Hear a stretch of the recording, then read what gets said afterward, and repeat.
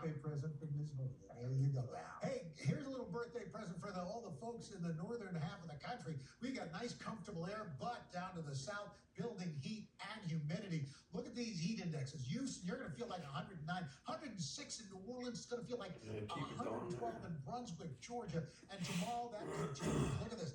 Feeling triple digits in Texarkana, San Antonio, Lafayette, Mobile, Alabama. Atlanta will be in the mid-90s, but up to the north, oh, it is going to be chef's kiss. We're talking mid-80s with low humidity in New York City, Pittsburgh, Detroit, Chicago. They're going to be great with temperatures in the low to mid-80s. Same in Louisville and St. Louis. We're going to get to your local forecast in the next 30 seconds. Big smile. The bubble scared him.